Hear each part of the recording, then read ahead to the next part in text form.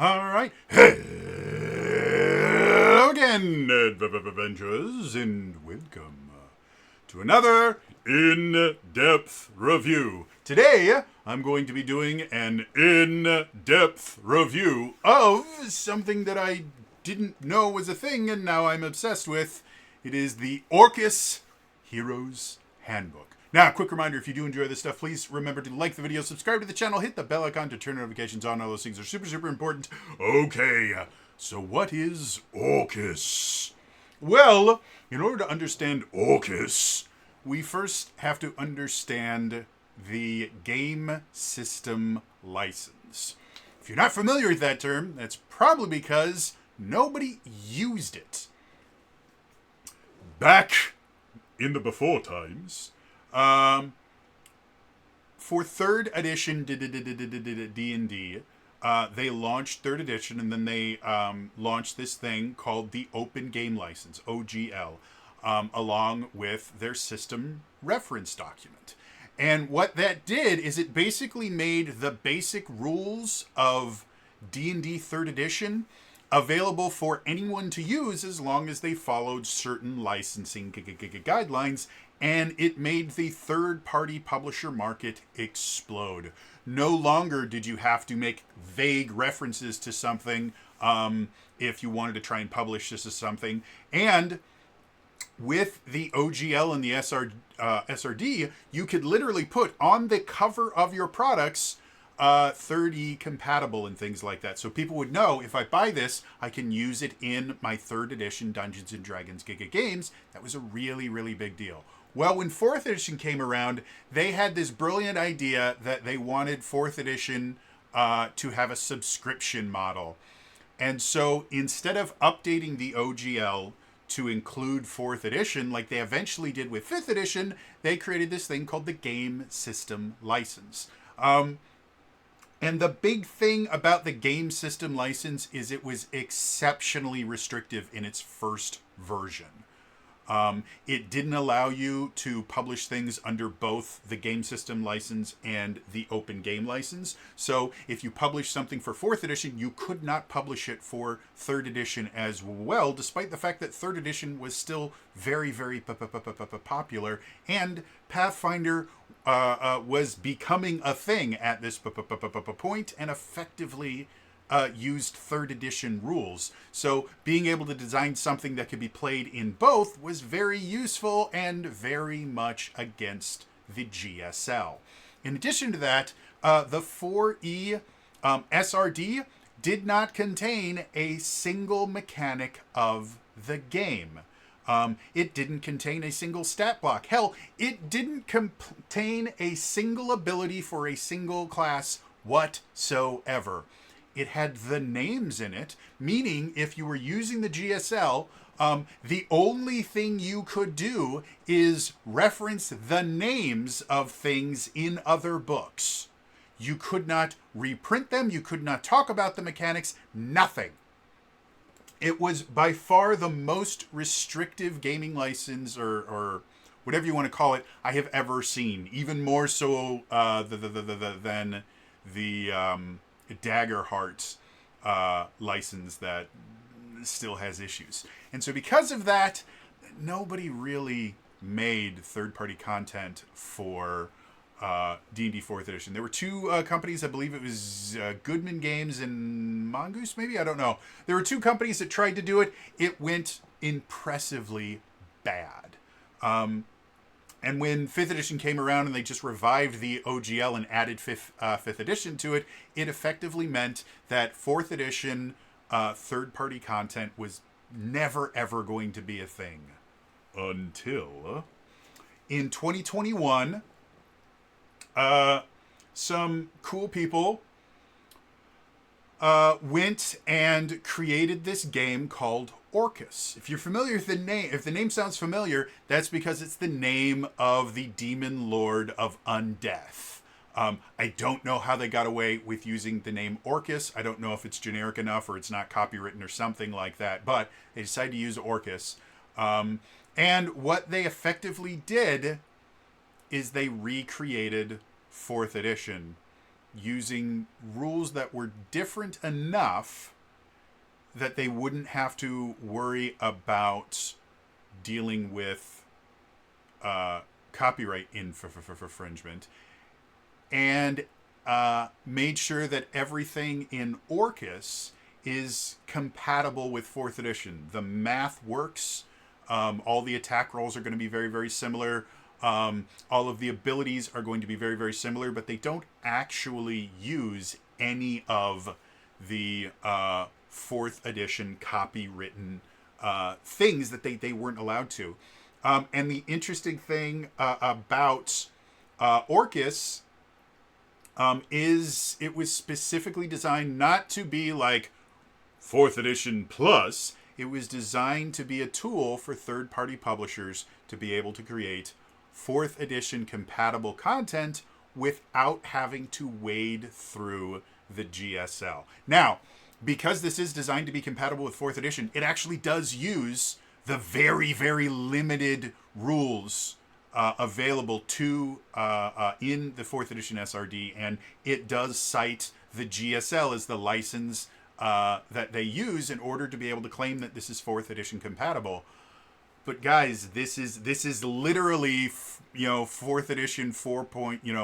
D&D 4.75, like Pathfinder was D&D 3.75. For anyone wondering what D&D 4.5 was, it was the Essentials line. So that's what I'm going to be doing an in-depth review of today.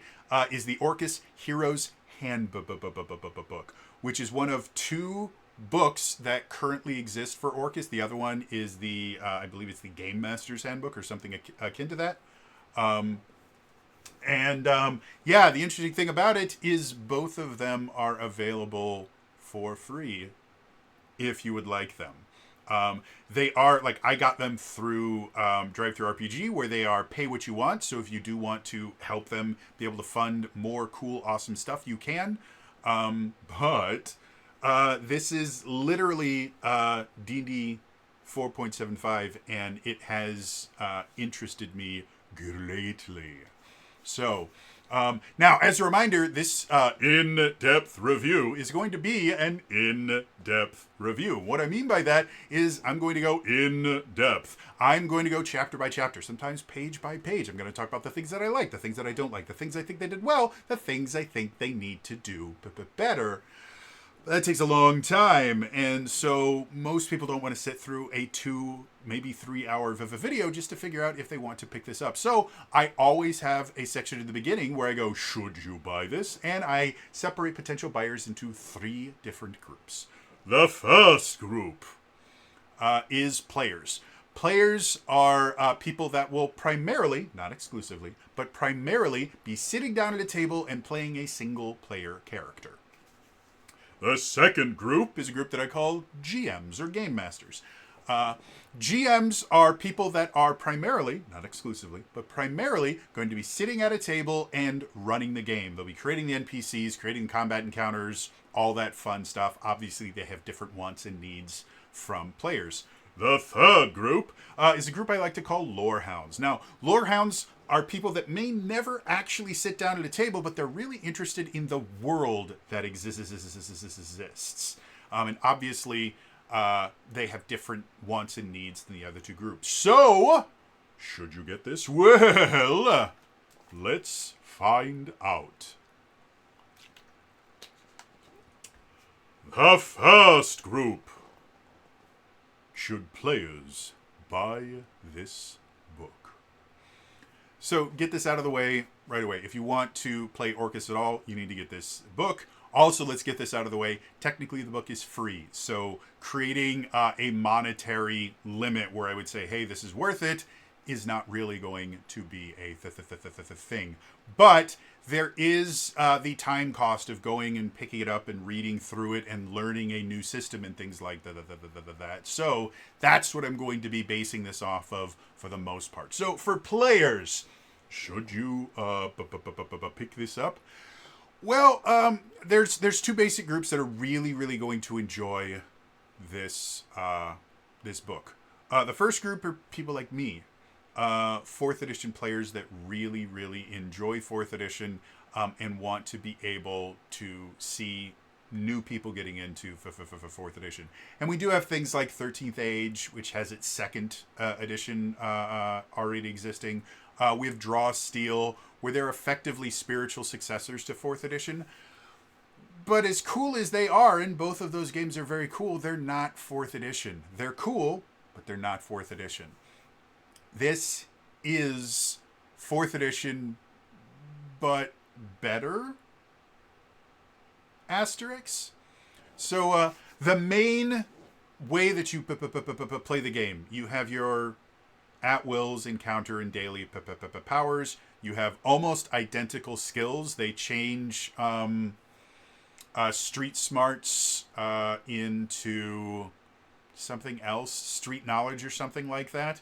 But that's really the only big change that I've seen as far as wording and stuff. So the rules are the same. They change a few names, like sliding a target as far as force movement is no longer called sliding. It's called shunting, I believe it is.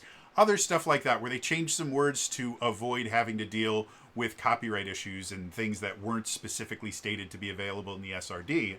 But for the most part, this is 4th edition. It plays the exact same way.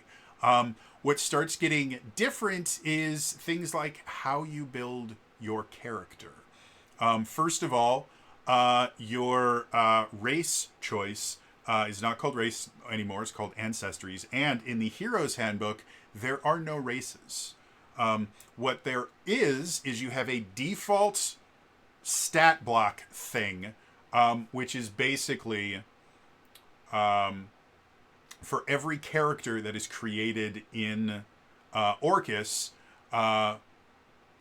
your size is going to be medium. You get to add +2 to 2 ability scores of your choice. Your base walking speed is 6 squares, and you can speak, read, and write common and 1 extra language of your choice. So that's true of every single character, which is technically the same thing in 4th edition. It was just whenever you chose your race, it would choose the ability scores for you. It would have one hard choice where it'd say you always get this, and then you have a choice between these 2 other ones. And sometimes your base walking speed would be slightly different. So in the main Ancestries, you just get to kind of custom make that. And then you get to choose a crux and a heritage. Crux is, directly from the book, the moment that marked a hero for greatness, the intervention that set them on their path. So kind of the inciting incident. And this is where you're going to get what used to be referred to as your racial powers. Things like my personal favorite race in 4th edition was the Eladrin. And so their racial ability was called Fey Step. It allowed them to teleport as a counteraction. There is a crux called Otherworldly. You come from another place or time, or are destined to leave this one in time. And it will give you a bonus to stealth. It gives you an ancestry bonus to AC against attack of opportunities, and you get the High Blood Teleport Power, which is an encounter ability that allows you to, as a move action, teleport up to 5 squares, which is what Fey Step was. They've effectively recreated it without having to worry about copyright. Your crux is generally going to give you that stuff. Your heritage is going to give you another bonus to a skill, and then some sort of other benefit, whether it's a bonus to one of the defense scores, some sort of proficiency, things like that. So when you're building your characters in Orcus, you effectively get to... sorry, I have to set this up the right way. When you're building your characters in Orcus, you effectively get to kind of custom make your own race. Now, if you pick up the Game Master's Guide or whatever it's called, I'm going to look it up because I'm going to keep referencing it through this entire thing, and it's going to annoy me if I can't remember what it's called. Game Master's Guide. If you pick up the Orcus Game Master's Guide, they have some optional rules in there, one of which is races. So if you really do want to have races, just pick up the Game Master's Guide, and you have the races back, and they make perfect sense. And then we get to classes. In the original 4th edition, your classes are going to be, fighter or cleric or things like that. And they got more and more interesting as you went further into the Player's Handbooks, like Player's Handbook 2 and Player's Handbook 3, stuff like that. And when you look at them, the class would be there. There'd be a little description of what it's about, and then it would start by listing kind of the basic features of the class, and then you'd have a couple pages where it goes through all the different powers that you have access to all the way up to level 30. That's not how things work here.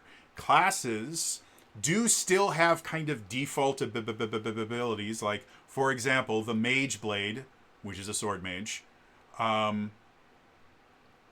does have the ability to mark, and they still have their aegises. They don't call them aegises anymore. They have their sigils now. And they have other stuff like your ability to bond to your sword and use it as a spellcasting implement, stuff like that. That still exists.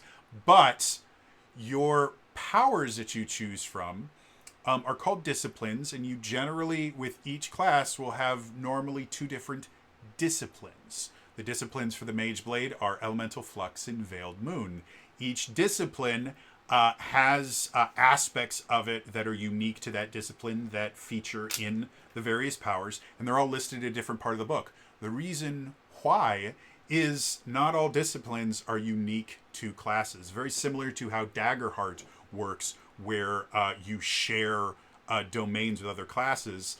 Quite a few of the classes in Orcus will actually share one of their disciplines with another class, or what's referred to as a kit, which we'll talk about in a second here. So it does allow for a little bit more kind of customizability and choice when you're choosing your power sets and things like that. Each class does have what are referred to as talents, which in 4th edition would be like your subclass, where they allow you to kind of define how you want your character to work. Another thing that's kind of unique is whatever your base class is, it will have a primary ability, or a key ability is what they call it. And effectively, any power that you get, you can replace whatever ability that would normally be used in that power with your key ability, which does mean that you can make multi-classes that normally wouldn't work in 4th edition, because they used completely different abilities for all of their attacks, and either you had to kind of spread all of your stuff out really, really far, or you just couldn't do very well with one of your classes. That brings me to the idea of multi-classing. There are 2 different flavors of multi-classing, just like in 4th edition, but they work very, very differently. You can take a dual class feat, which works very similar to multi-class feats in 4th edition. It gives you a single ability that is available to that, and that's really it. It's a way to basically take one core feature of another class without having to fully commit to that, and you can use feats to do other things. Or you can choose a kit. And kits are really, really interesting. Kits are kind of like themes from the Dark Sun campaign setting and the Essential stuff, but they're significantly more robust. A kit requires you to basically give up all the feats you would normally get between 1st and 10th level, but not only do they give you a bunch of new abilities and stuff like that that you would normally get if you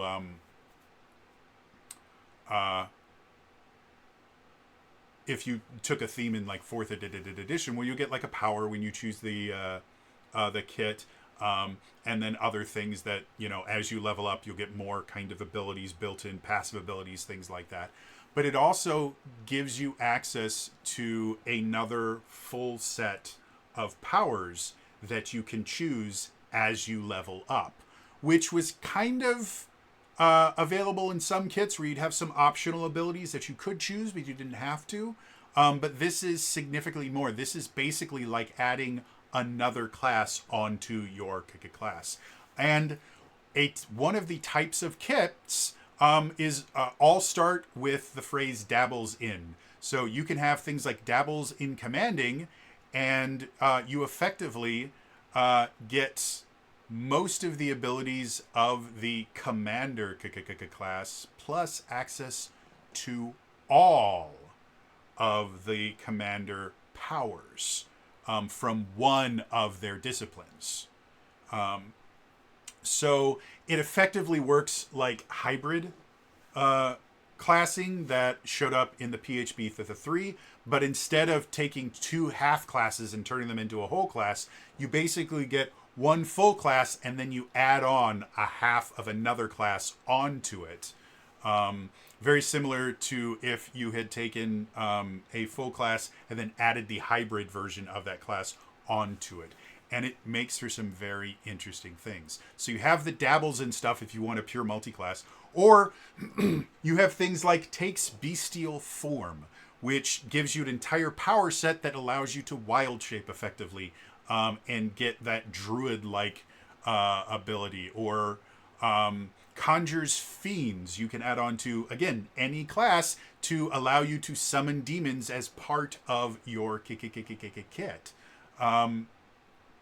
So it's really, really fascinating and interesting creating characters in this, because you can go just this straight up, I have a class and I'm going to choose all these different feats. There's tons of feats in here that will give you everything from, they don't have a monk class, unfortunately, but they do have feats that allow you to attack, not only attack barehanded, but also to do other things, grappling, tripping, all those other things that you would think of as a monk. You can effectively do that by just using feats to add those abilities to your already pretty interesting class. So they have those things in there, and it allows for some very, very unique, interesting things. And they also mention in the kit section, some game masters might just give you a kit for free. To allow you significantly more customizability. Obviously, you will be more powerful, but normally if you take a kit, you have to give up all of your feats up until you hit Paragon tier, which is level 11. But an optional rule in here is nope, everyone just gets a kit for free. And to give you an example of some of the kits, they have things like Binds Familiars, embodies speed if you want to be very fast or anything like that.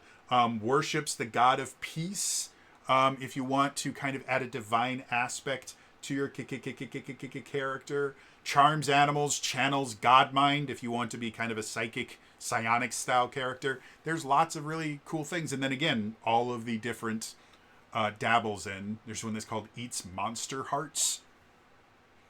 It's really interesting, very, very customizable, very, very fascinating. And and then everything else about how 4th edition works. You still have healing surges. You still have the ability to heal yourself with a second wind and things like that. They do still have roles for everything. So you still have your defender, striker, leader, and controller. The one limitation that the game has right now is they don't. They also have power sources too. I'll see if I can find that talks about the power sources.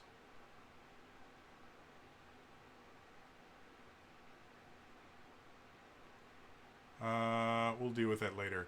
All right, so they have the different power sources. Again, they changed the names a little bit, but you have divine power sources, maestral power sources, natural power sources, which are referred to as spirit, and then arcane power source. So they have 4 of the, I think they had like 6 or 7 when 4th edition was finally completed. The one limitation is they don't have like martial is the only power source that has one of each role in it. A lot of the other ones will only have 2 of the 4. So the choice in classes is a little bit limited at this point. There are people that are currently working on expanding it. And if you go to, I think it's an itch.io or GitHub, where the creators talking about new stuff that they're doing, they do have a preview of a bunch of new classes that they're currently playtesting and things like that. So should you get this? I really, really love this. Now, again, I am a 4th edition fanboy. I loved 4th edition. It is still my favorite flavor of Dungeons and Dragons. And this is literally 4.75.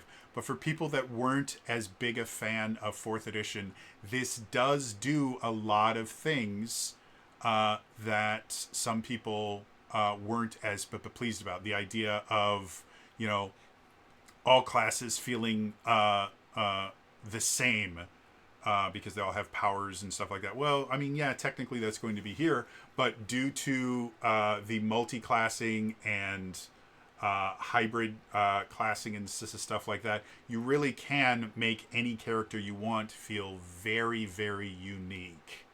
And the ability to combine a crux and a heritage to create your own ancestry, like everything in this gives you an exceptional amount of control over your class and over your character to create a very unique character. And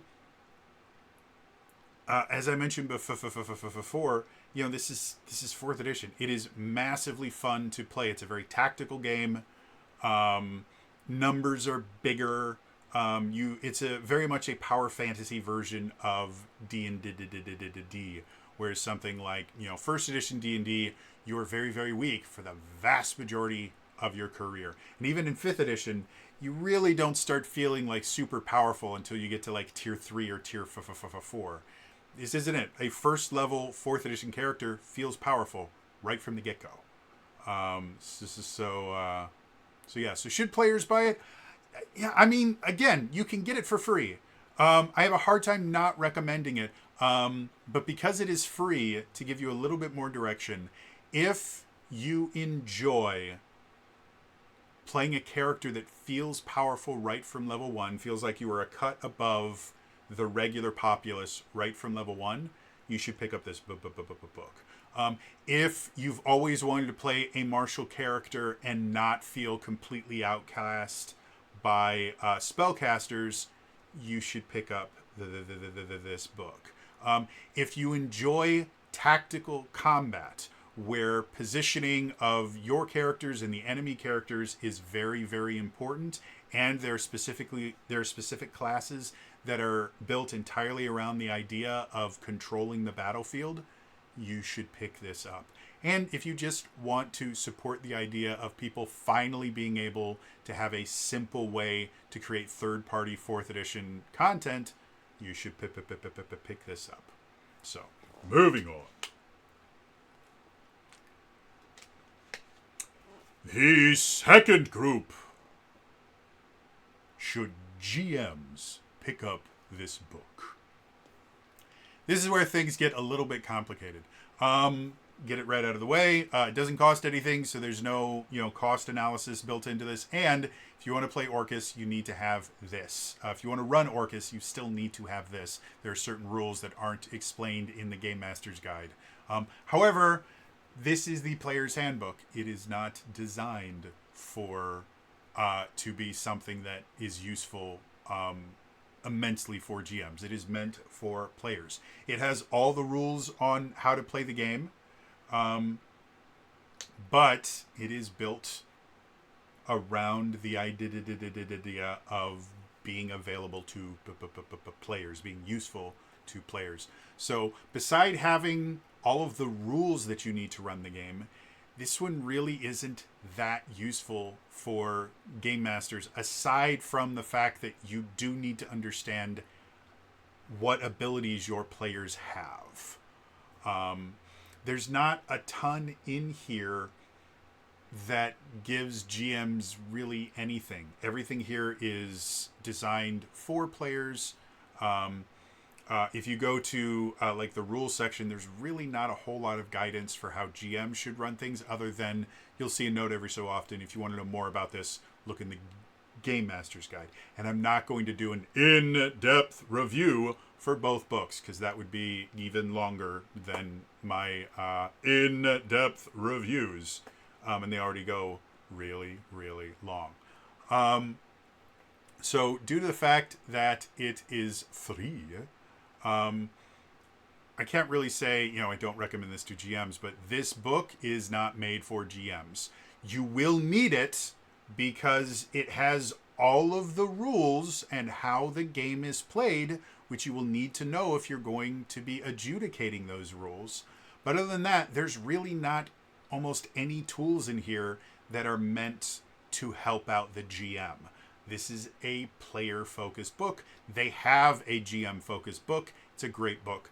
The one thing that is very useful for GMs in here, they do have all of the weapon types, equipment, all that stuff, I believe. Before I say the wrong thing, I'm going to actually look. But I believe they have all the weapon types and stuff like that in here. Yeah, so that for creating what do you call it? For handing out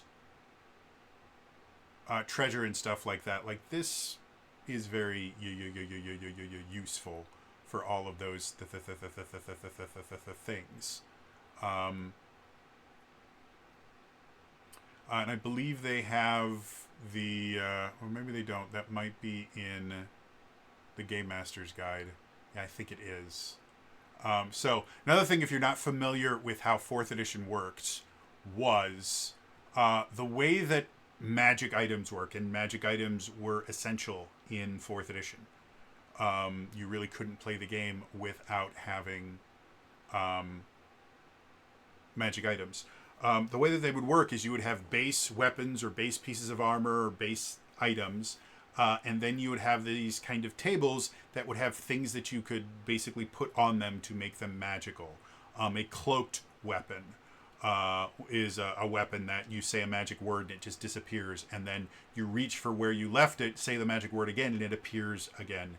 It's one of my favorite weapons ever. I don't know if they have it in here, but they have it in 4th edition. So having the base weapons, and the base weapons in Orcus are even more generic than normal, specifically because the GM is supposed to be allowed to allowed to kind of make their own weapons and modify things for the players so that they can have whatever weapon that they want. You just have one-handed, two-handed, and you put on types. Things like an axe type has these particular things, or a flail type has these particular things. Stuff like that. So overall, there's just not a ton of stuff here for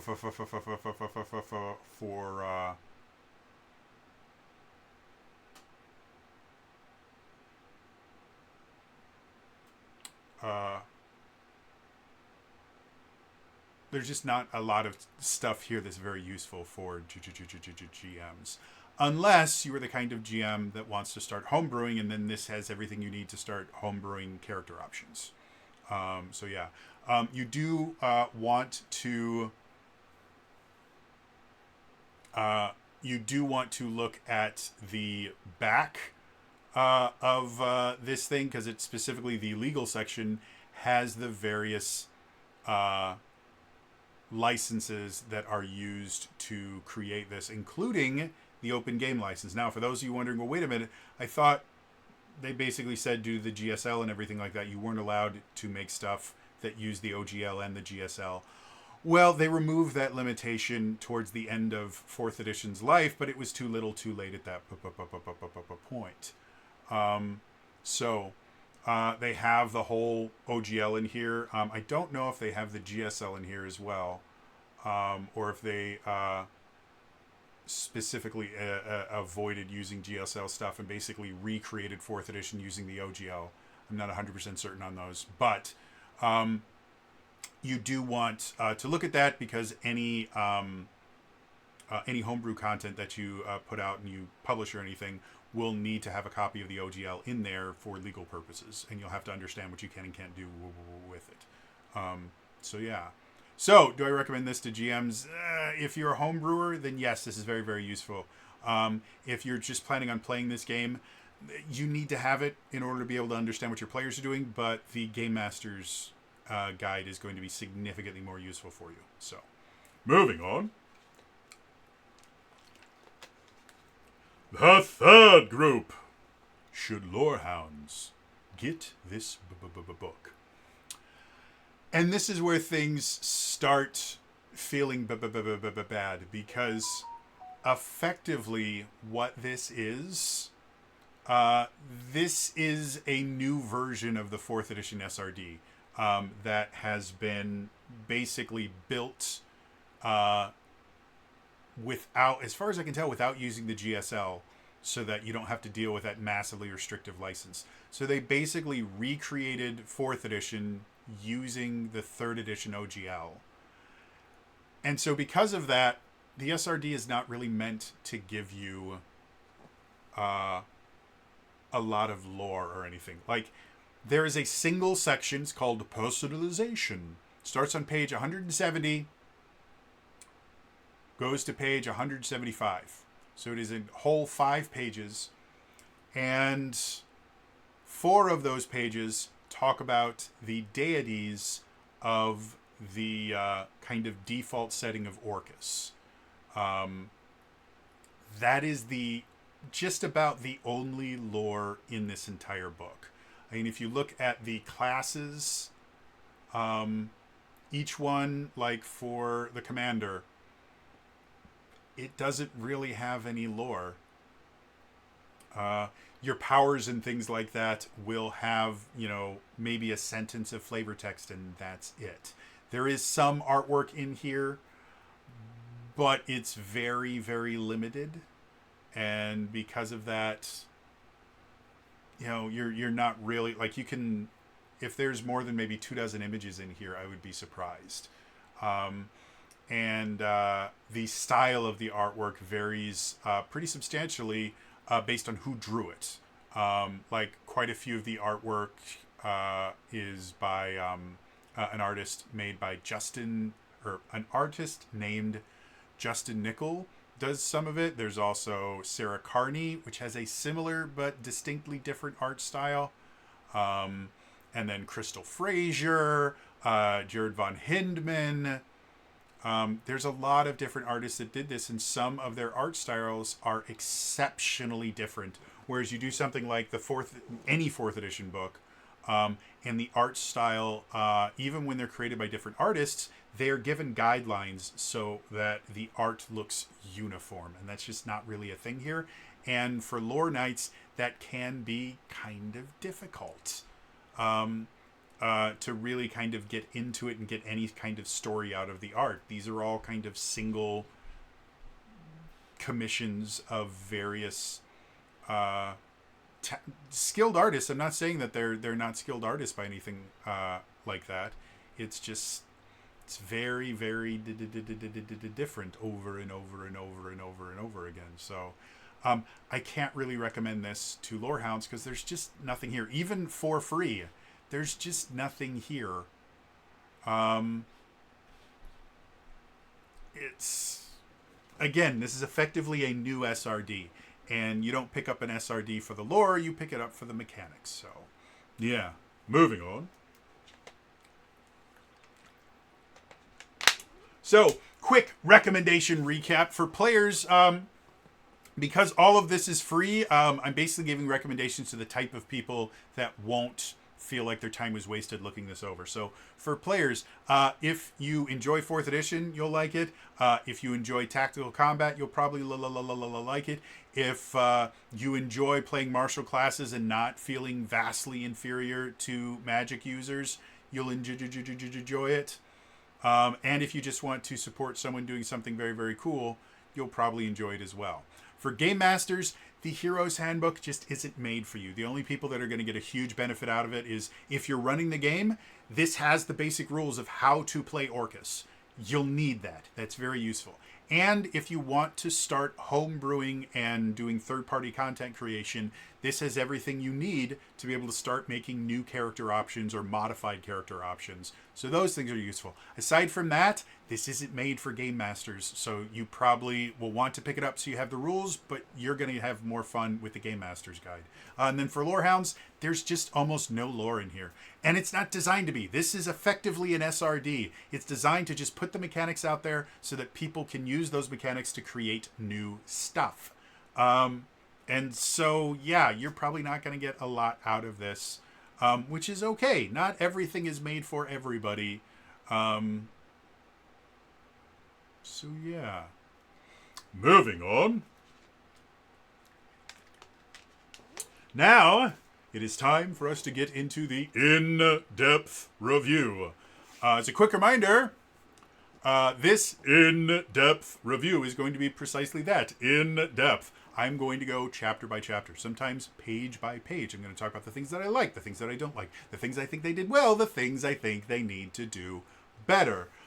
Unfortunately, that takes a long amount of time, and sitting through an entire 2 or 3 hour long video is tough for everybody. I know you all have lives and things like that. So I do put timestamps into all of these videos. Please use them. Find the section that seems most interesting to you and fixate on that. Watch it until it gets to the next timestamp, go away, come back and watch the next one, jump around to places that seem the most interesting. However you want to use them, that is why the timestamps are there. I know YouTube would prefer me to go, no, watch it all the way from beginning to end, watch it 700 times. But that's just not the kind of person I am. So, depending on what you're looking for, just look for the timestamp and then enjoy. So, that being said, it's time for us to dive into this in-depth review.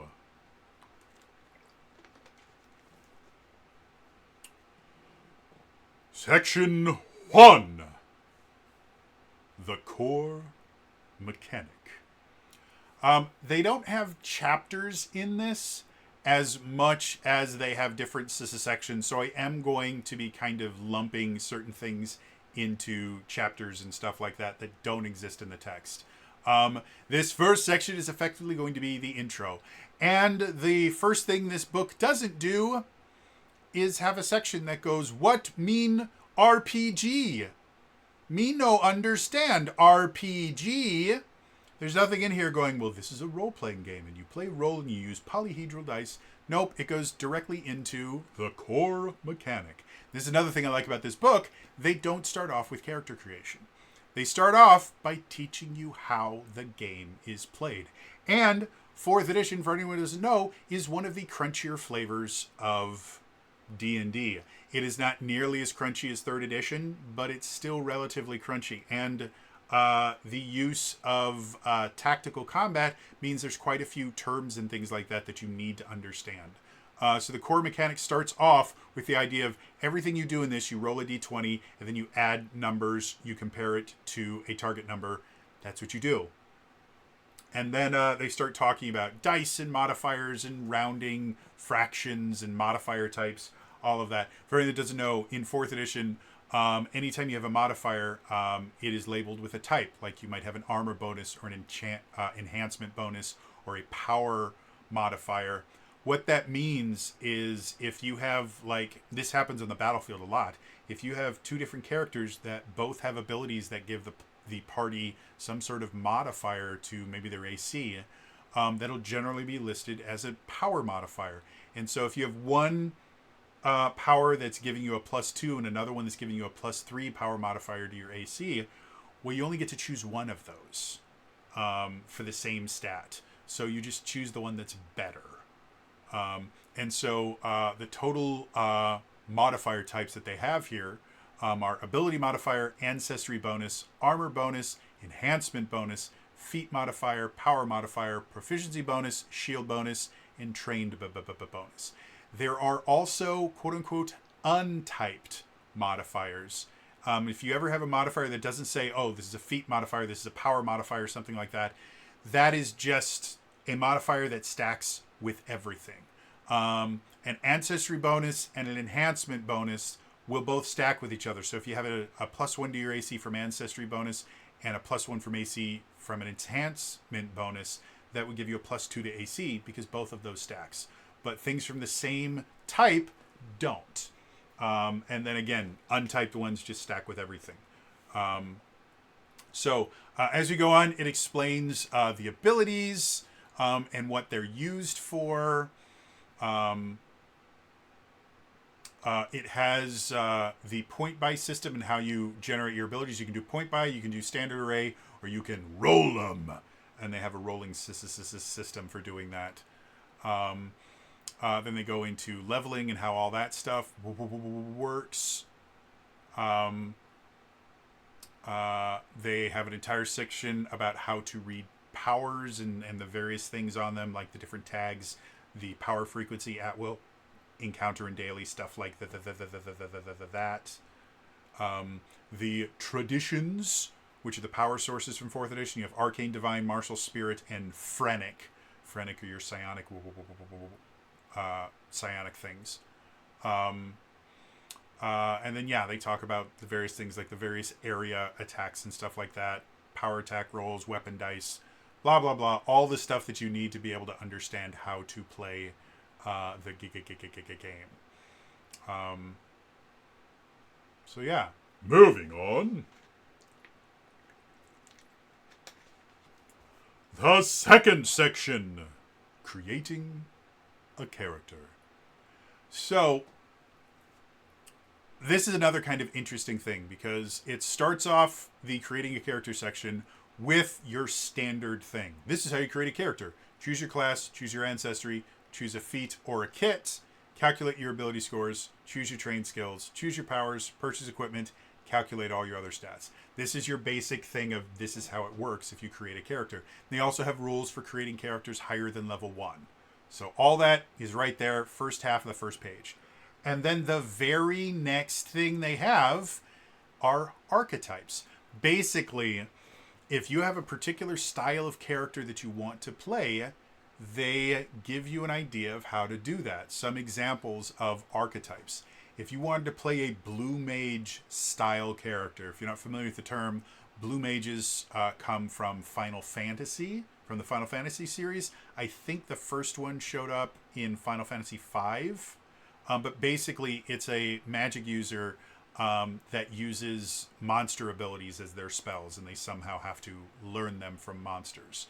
So they have the ability to do that. So for a blue mage, a magician who eats monster hearts is a good model for a blue mage.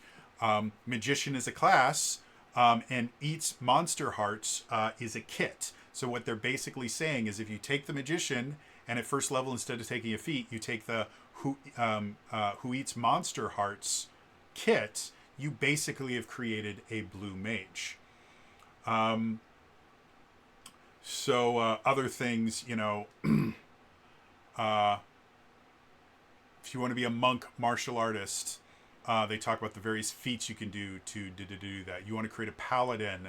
They talk about the priest class serves perfectly well for a paladin focused on healing and inspiring their allies. Otherwise, try a guardian who dabbles in commanding or worships the god of life, peace, or war to kind of create your own paladin style character. And the thing that I find most interesting about this, this immediately reminded me of Fabula Ultima, because in every single atlas and in the core book, when you get to the character creation section, they have archetypal characters or something similar. I can't remember what they call it. But they basically go, hey, if this is the kind of character you want, take these abilities.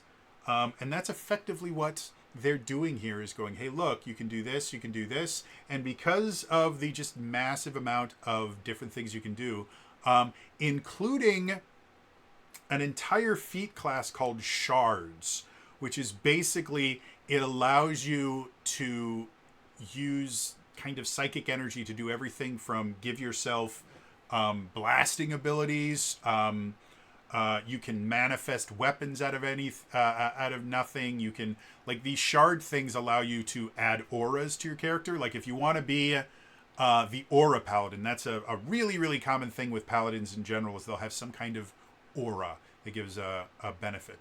Well, then you 100% could choose a priest if you want that divine aspect of it. And then one of the feats you choose is the aura feat. And then you have all these different other feats you can choose that will modify what your aura does. And you can be that aura-based paladin, which is really fascinating. You really can create whatever characters that you want in here. And I love that they start off, before you even get to see the classes themselves, they go, hey, look, these are all the different cool things that you can make. And these are the ways that you can do that. They do have a specific section called Missing Archetypes, because they don't currently have classes that do these things. And those are, there is no Bard style class. There are no nature spellcasters. Wizards of the other schools of magic. You can basically do elemental wizards and like summoning wizards. But you're very much kind of limited to those style of wizards. If you wanted like an enhancement wizard, or a divination wizard, that's not really a thing they have right now. Or rogues who focus on striking for massive damage instead of distracting or dueling foes. They don't have a pure sneak attack built rogue. When we get to their version of the rogue, we'll talk about what it can and can't do. But it's closer in nature to a more duelist style character than it is your classic 5th edition. I go into combat, I stab for a lot of damage, I run away. Like, that's not a thing currently in here. Could you make a character like that? Probably, but you'd have to know the system pretty well to be able to pull that off. There isn't a particular class or kit that is designed to create a character that does that. Yeah. And then we get to the Ancestries. I mentioned this a little bit in the Should Players Buy This section. But instead of choosing your race and that giving you some pre-built stuff, the way that Ancestries works is you have this default stat block, which is humanity. And it gives you your size is medium. You get to add a +2 to 2 ability scores of your choice. Your base walking speed is 6 squares, and you can speak, read, and write common and 1 extra language of your choice. So every single character, when you're making them, gets to choose the 2 ability scores they want to improve, has medium size, has 6 squares for their walking speed, and can speak common and 1 other language.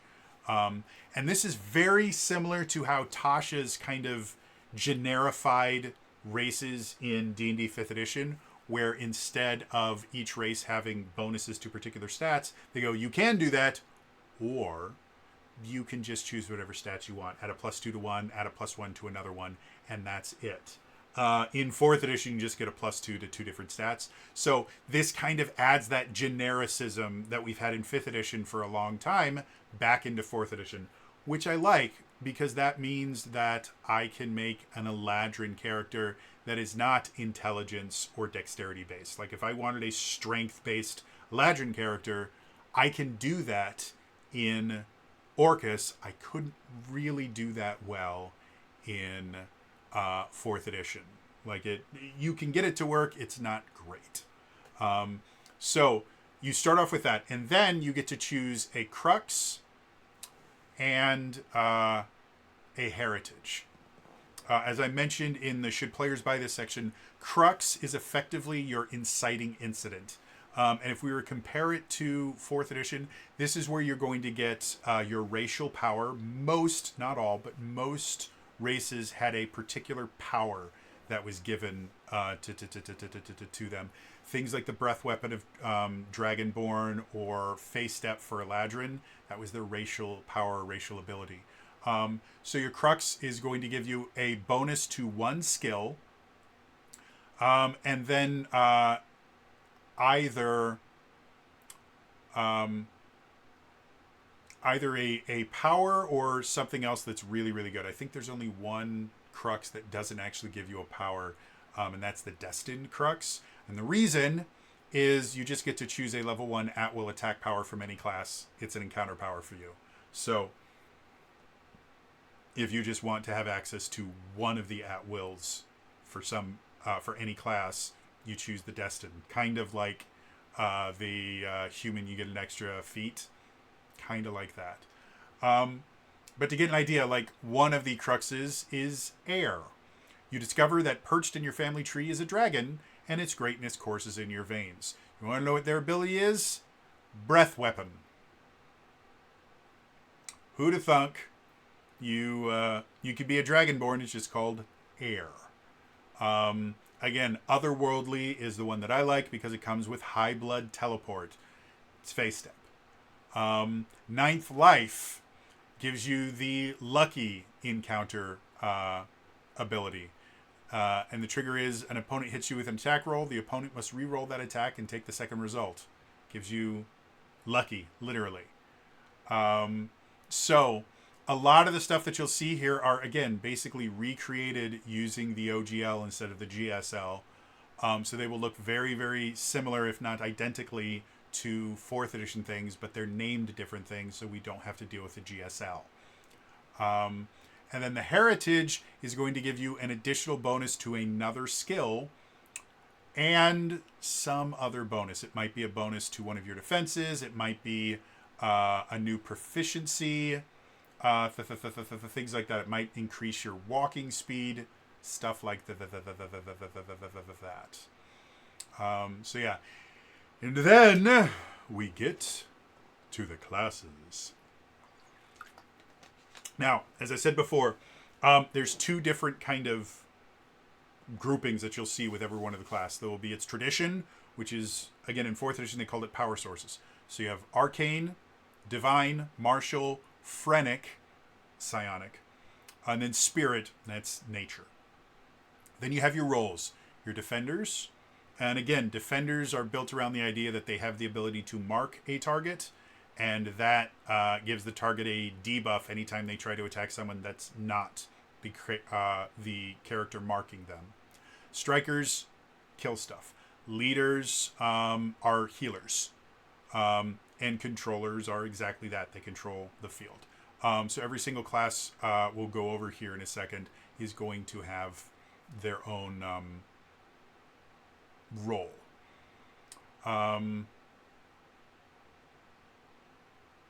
So yeah, and then they talk about, the leveling stuff. Just like 4th edition, you go from level 1 to level 30. At level 11, you choose your Paragon Path. At level 21, you choose your Epic Destiny.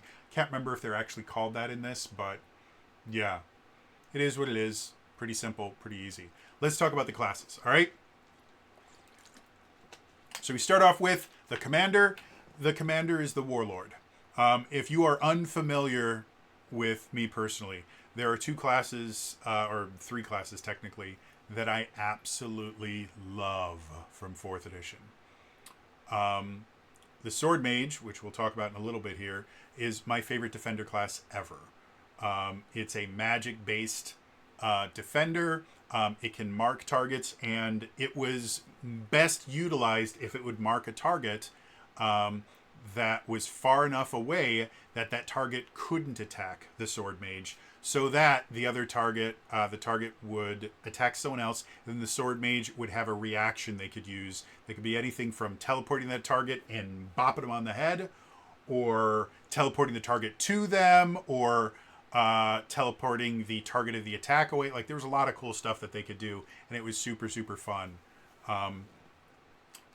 The other class I loved was the Avenger, mostly because I would hybrid it with the Sword Mage and make this crazy teleporting fighter. But the other class that I really, really loved was the Warlord. It was a martial leader. It was in 4th edition, I believe it was a strength-based healer. And the cool thing about the Warlord was when you built it correctly, the Warlord very rarely, if ever, made its own attacks.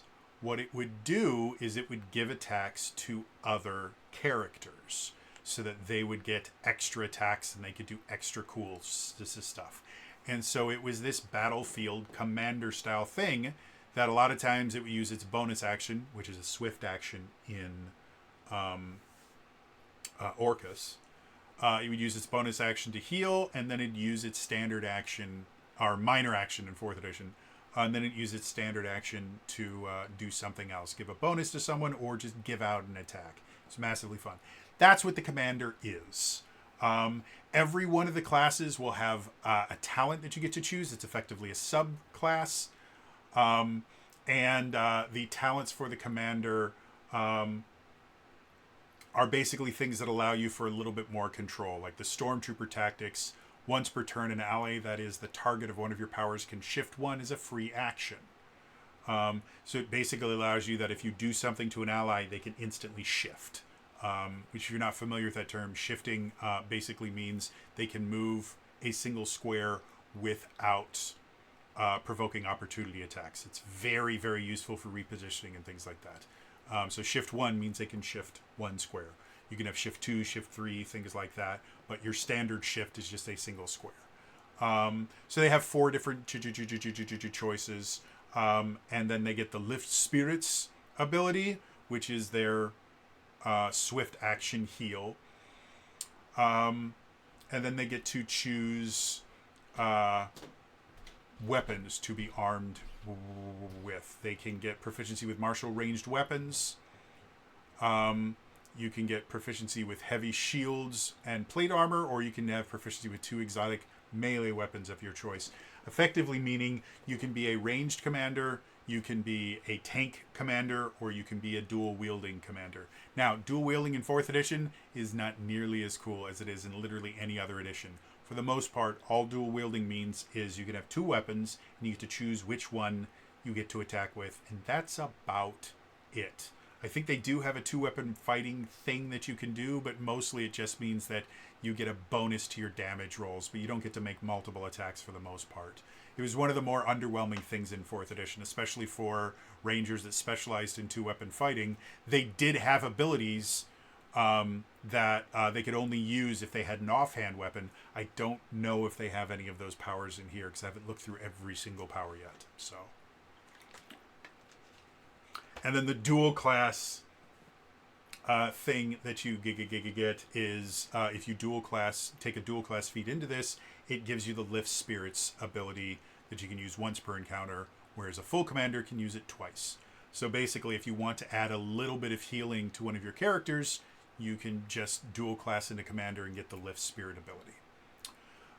The next class, Exemplar. It's a dexterity-based class. This is your rogue-ish class. It's much more akin to a duelist, and they have a... excuse me.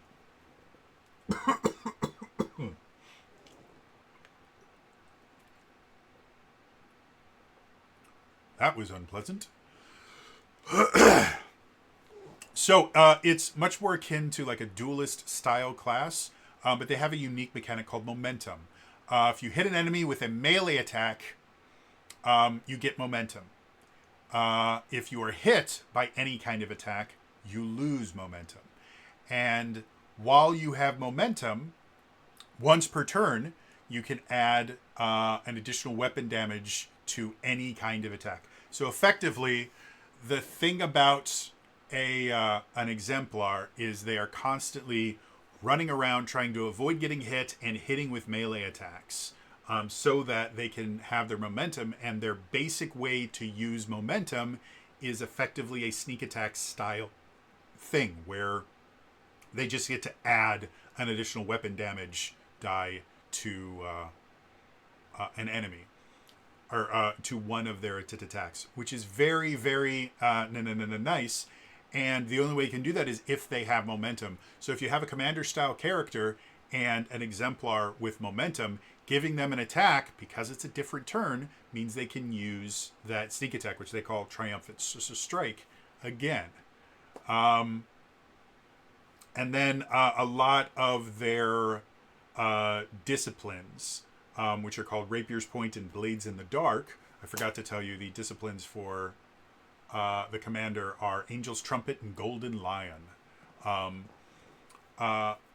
A lot of those abilities are going to reference momentum. If you have momentum, you can kind of burn it to do additional things with these powers.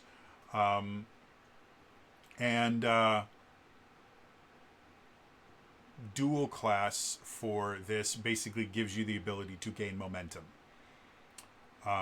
And use the triumphant strike, the sneak attack thing, once per encounter.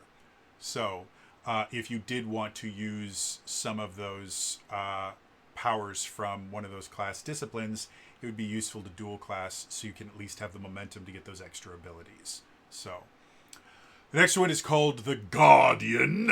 This is your standard fighter. It's proficient in just about everything. The class disciplines are Art of War and Juggernautical. And the talents that you get to choose. Oh, yeah, talents for this one, for the Exemplar, were Gladiator and Swashbuckler. And Gladiator basically just gets to let you kind of move enemies when you shift. And Swashbuckler just gives you additional damage against marked enemies. So, Guardian. The talents, you have Great Weapon Style and Protection. So you want to be a more oomph, great weapon Guardian or Sword and Board Guardian. Those are your things. The Guardian can mark basically anyone next to them is automatically marked because you have this aura around you. And they do opportunity attacks and stuff like that. They're really, really good at that. If you make an opportunity attack where someone either moves while right next to you, or they make an area or ranged attack, you can hit them with an opportunity attack and then block their retreat, instantly stopping them from moving, ending their movement. If they try to shift, you can use Punish Cowardice, which allows you to make an attack, but it's not an opportunity attack, so you can't stop them from moving. But it effectively means if you're next to a target and they try to find a way to go get away from you, they will be getting hit by you. And so it is very much a kind of melee basic attack focused one. And if you dual class into it, you can do the aura that allows you to mark targets once per encounter. Next up is the Harlequin. It's called a Magical Controller.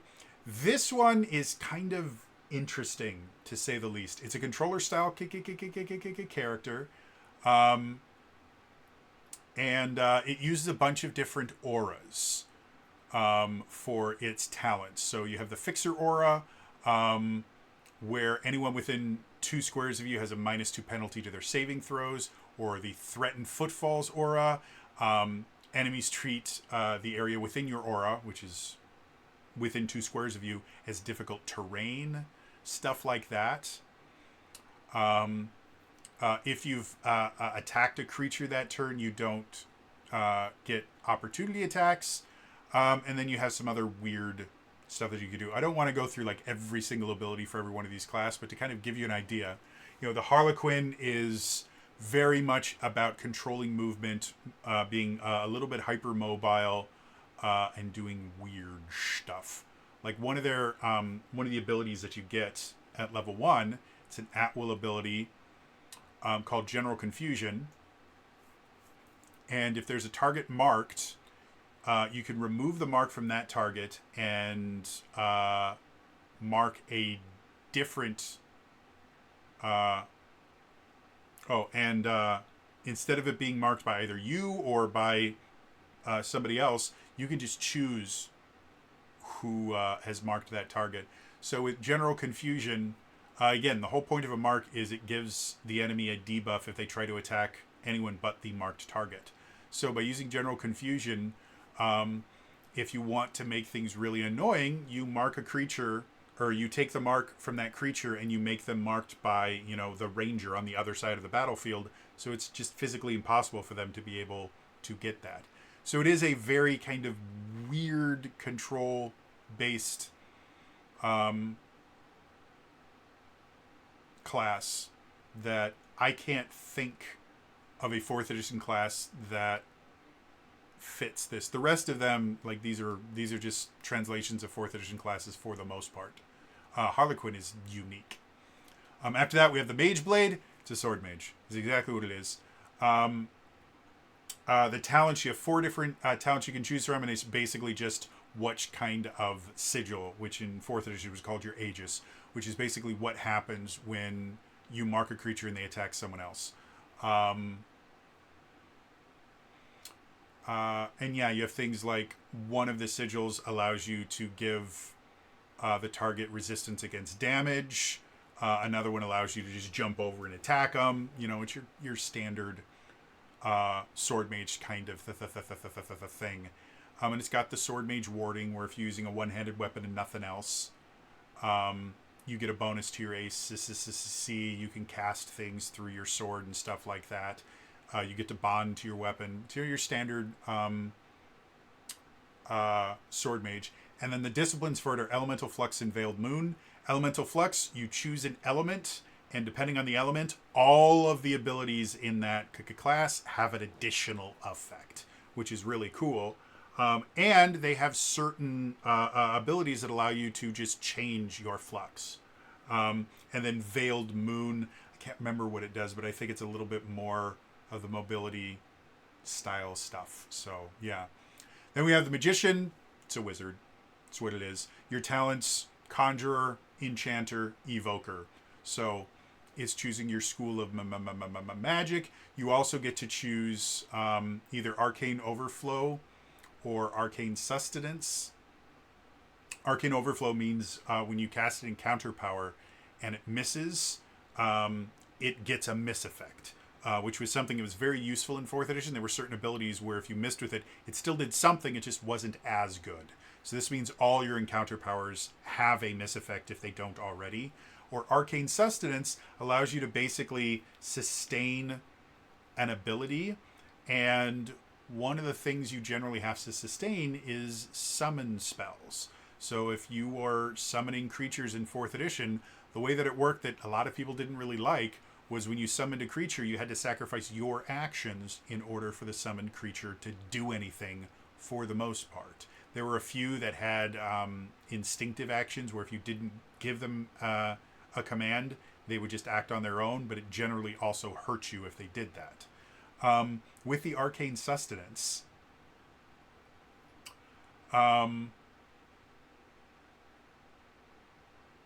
you can maintain your summon without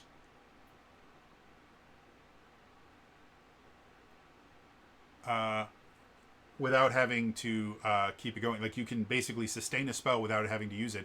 And if you're using it on a summoned creature, you can have them take an action without having to use one of your actions. So the Arcane Sustenance is kind of the ultimate summoner style thing, because now it allows you to have a summoned creature that also gets to attack and do things while you're doing your magic stuff, which is very cool.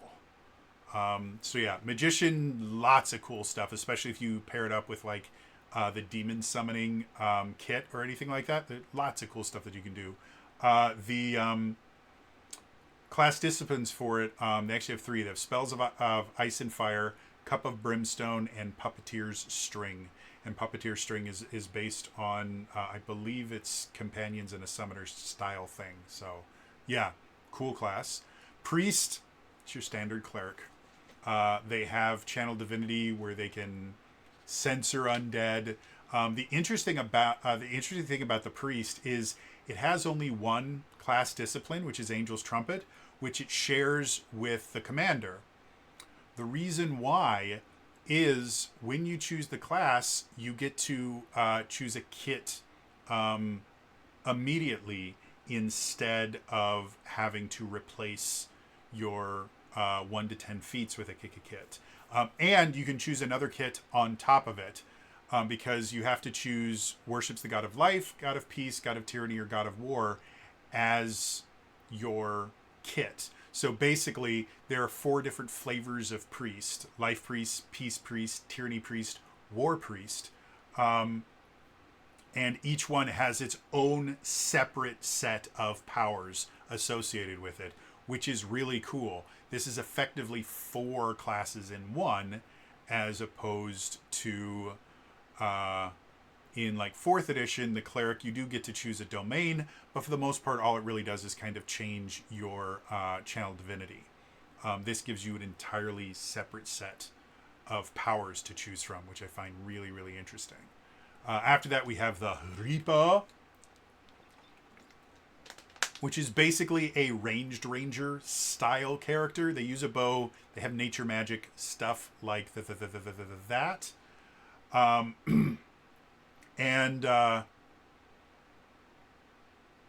your talents, you have a Pavisor, which basically gives you a few bonuses if you don't move on your turn. You have a Peltist, which is a throwing weapon dude. And any throwing weapon you throw instantly appears back in your hand. So that's Gambit. And then you have Sharpshooter. You get bonuses if you're far away from the target.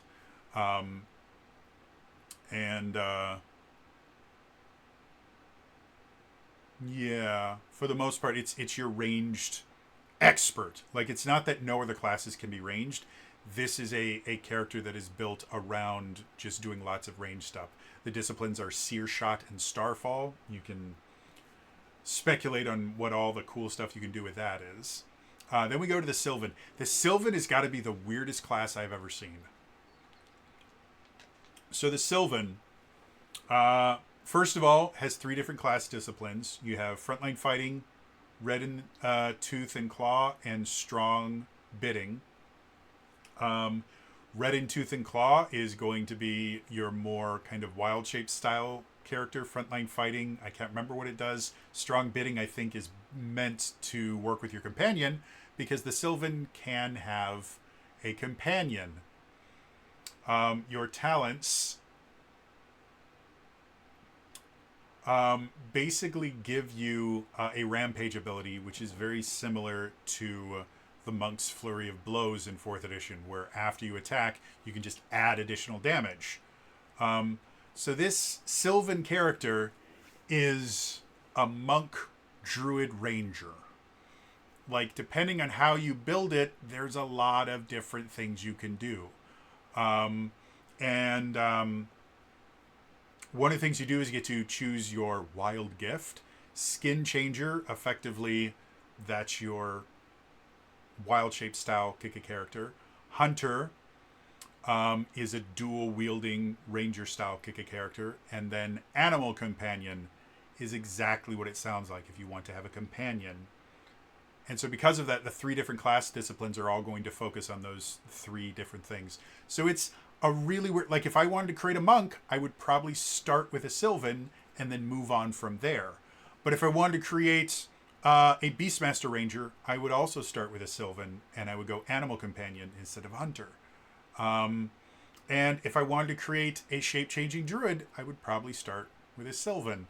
Like, it's really weird how many different things are built into the Sylvan, almost to the point where I could see it basically being multiple classes and split into multiple classes. But it does mean that it's a very, very interesting class, especially if you add a kit onto it. Like, it's crazy. And then if you dual class into the Sylvan, you can choose one of the rampages, which is, again, effectively a flurry of blows. So you can give yourself a flurry of blows style thing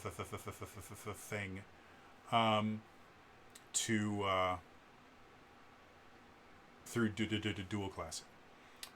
And then we have an entire list of animal companions. And that's it for the classes. And I think we'll leave that as a chapter. The classes should probably be their own chapter. But anyway, moving on. The next chapter. Kits. As I mentioned before, kits are basically a way to add a secondary class. Kits are the multi-classing or one of the ways of multi-classing in this. But instead of just limiting you to the classes that exist, there are also a bunch of other things that aren't full-on classes, but work well for a secondary class. Kind of similar to, like, in Sword World, you have like primary classes and secondary classes, and the secondary classes are generally going to be a little bit more geared towards a specific type of thing, where the primary classes are going to give you combat abilities. It's kind of what we have here with kits. Also, kits are completely optional. You don't ever have to take a kit, and if you do, the default rules for it is basically for levels 1 to 10, which, if we remember like the stats and everything for 4th edition, most adventuring in 4th edition ended within what was called heroic tier, which was levels 1 to 10. So the fact that adding a kit only stops you from getting feats from levels 1 to 10, and from 11 and higher, you still get all your feats in that, and you get all the benefits of the kit, which exists further than just heroic tier. Yeah, it's really really interesting. And the kits, they have some interesting ones. Like they have bruise poisons is one of the kits. If you want to add a little bit of poisoning and kind of roguish stuff, you can just add on the bruise poison tips. There's a charms animal kit, which basically gives you an animal companion directly. Like the level 1 ability you get for charms animals is you gain the service of an animal companion as described in the Sylvan class. If you already have an animal companion, you cannot gain another one. So it gives you an animal companion. So you literally, any class you want, if you wanted to be a mage blade with, you know, a pet blink dog, you could do that with charms animals. And it gives you the strong bidding discipline, which, let's go to the disciplines real quick just so I can talk about exactly what that does. Discipline. So let's go strong bidding just to tell you guys some of the stuff that's in there. QR, Tooth and Claw, Sear Shot, Spells of Ice and Fire, Strong Bidding. You share a special bond with your companion that allows you to fight as one. So your at-will ability you can choose if you have this is called Companion Strike. It's a standard action. Your companion makes a basic melee attack and adds your charisma modifier to the damage. So it allows you to use your standard action to have your companion attack. And then the encounter power at level 1 that you can choose is called Side by Side. When you attack, it does one weapon plus your charisma, and then your companion can also move its speed and make a basic melee attack against the same target. So it allows you to attack with your companion. That's what strong bidding does. It allows you to pull the full Beastmaster Ranger style thing. You are a pet class now, and you have a bunch of abilities that allow you to attack in tandem with your pet, which is really cool and interesting. Yeah,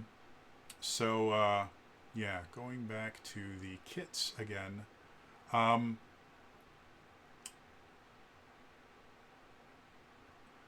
There's also a Binds Familiar class, which also gives you access to the strong bidding discipline. So again, Charms Animals gives you an animal companion. Binds Familiars gives you a familiar, which does different stuff. And I'm not going to go into too much more detail than that.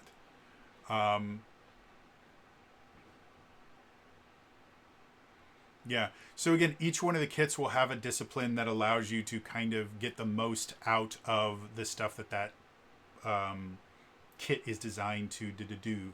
All the different dabbles ones are, again, just a hybrid class style thing. I talked about this before. Eats monster hearts.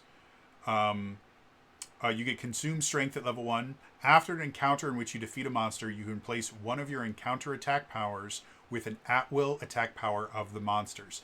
You literally get to steal abilities from monsters. The power is an encounter power for you. The encounter power you replace must be a level equal to or greater than the monster's level. And it goes further on. There's more rules. But that's literally what Eats Monster Hearts does. And then it also gives you access to the red in Tooth and Claw discipline, which again is the one that's designed around kind of wild shaping beast form style stuff. So really interesting, cool stuff that you can do with each one of these things. There's one called Takes Bestial Form, where you can turn into a werewolf or anything like that. Like, there's so many interesting things. And then the final section of the kits section talks about feat paths, which is basically these are kits that aren't kits. But what they are is they tell you what feats to take at certain levels to give you a certain outcome. So, for example, one of the feat paths is called Channels Auras. So I mentioned before there's a feat that gives you an aura that just basically means you radiate some ability. So Channels Aura basically picks all of your feats for you. So you have Aura Shard, then Forceful Aura at level 2, Healing Aura at level 3, Shifting Aura at level 6, Restorative Aura at level 8, and Surging Aura at level 10. And that turns you into this very aura-based character. So if you wanted to be that kind of paladin aura-style character, you could choose a commander or a priest, and then just take that Channel's Aura feat path and choose those particular feats, and you would have all of the different auras that you can use to do cool stuff with. There's a Fights with Fists. If you want to create a monk, just follow the Fights with Fists feat path. So these aren't full-on kits because they don't give you access to an additional discipline where you get more powers. But they are they are effectively pseudo kits in that they definitely teach you how to do cool stuff. Like it's nonsense levels of cool. So yeah, that's the kits. Moving on. Next, we talk about skills. One of the things that I loved about 4th edition is they had a table that would tell you, hey, these are difficulty classes by level.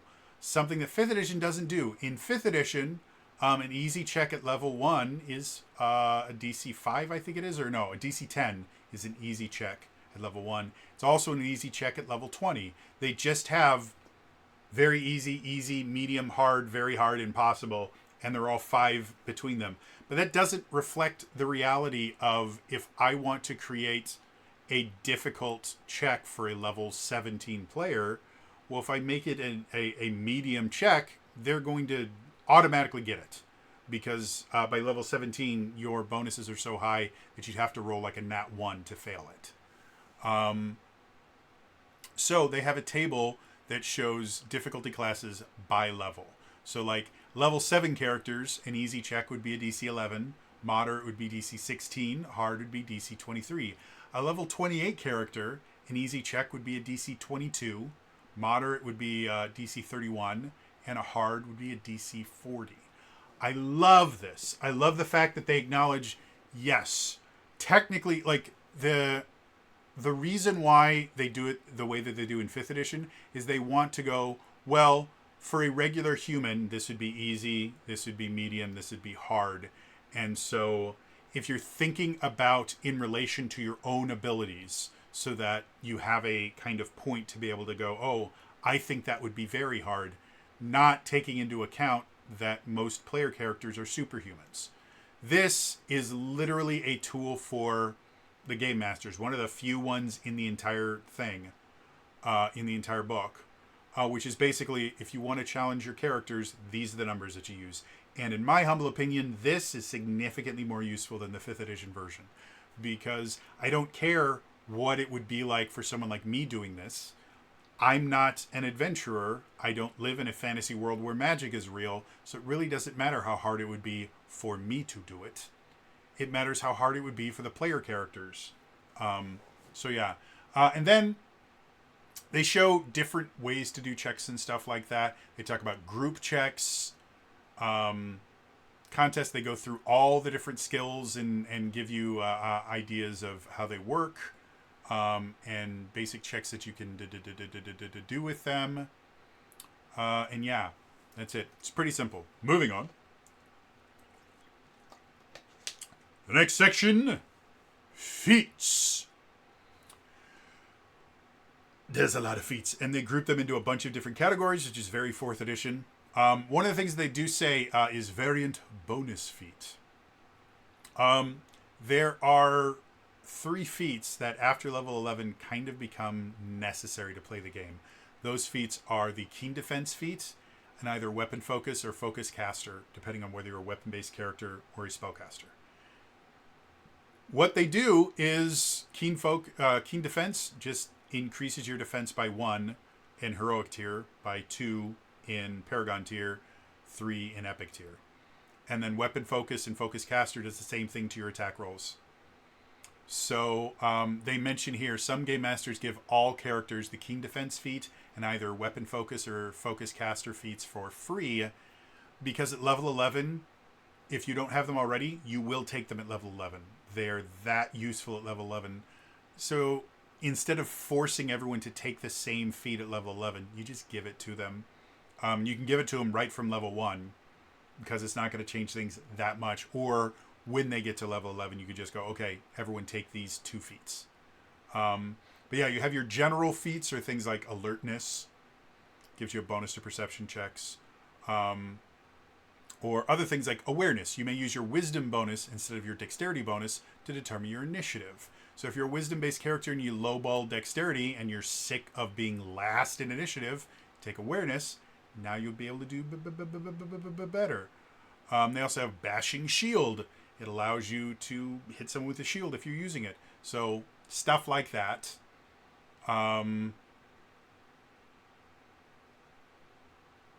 They have martial training feats, which basically just give you things like unarmed combat.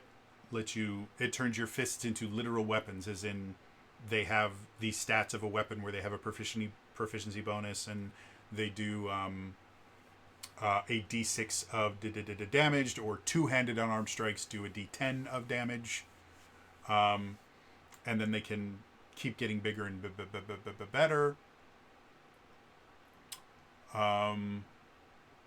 They have grappling skills. Like, this is kind of like maneuvers from the Battlemaster Fighter in 5th edition. Very similar to that for your martial training feats. You have your art feats, which basically just allows you to make stuff. Channel Divinity feats. If you have Channel Divinity, you can take an additional Channel Divinity to just give you more ways that you can use your Channel of Divinity. You have your Psi Focus feats, which is basically, it gives you psionic abilities. And you always have to start with the Wild Talent Psionic one, which gives you Psi Focus. Basically, it allows you to supercharge an ability, very similar to how I think they were called Psionic Points or something, Augment Points in 4th edition. That's what this is. So then we have the Shard feats. This is literally, you get to manifest things using your psionic energy. There's Aura Shard. So the default aura lets people, when they burn an action point, they get temporary hit points.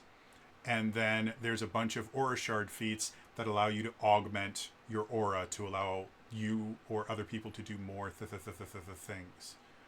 You have Blast Shard, which basically gives you the ability to give yourself a psychic attack. It counts as a simple ranged weapon. And then you have all these Blast Shard feats that give it different things. Like, you can get Fire Blast, which means that now you can make a fire attack using your blast. And other stuff like that. It's really cool. You have Shield Shard feat. You can manifest a shield. And then you have Weapon Shard feat. You can just manifest weapons and do cool shit with that. So yeah, and then we have Wild Shape things, your dual classing feats. And then there's a thing called a Kit Study feat. effectively, if you didn't take a kit in heroic tier and you want to add a kit when you get to Paragon tier, you can take a kit study feat, which doesn't give you the whole thing, but it does give you the level 1 features of the kit. And then you can have Kit Study Expert, gives you the level 5 feature. And then Kit Study Advanced gives you the level 10 feature of the kit. So it basically allows you to have another kit when, again, normally the only way you can get a kit is you have to choose it level 1 and it gets rid of all your feats. This allows you to just add on another kit, which, again, more interesting, useful stuff. So, moving on. The next chapter, equipment. This is your standard, this is how equipment works. This is how armor and weapons and stuff. Again, as opposed to listing specific weapons, they have weapon types in groups. So, the weapon templates that exist, you have simple side weapons, which are light weapons basically, simple one-handed weapons, simple two-handed weapons, martial side weapons, martial one-handed weapons, martial two-handed weapons, and then martial reach weapons.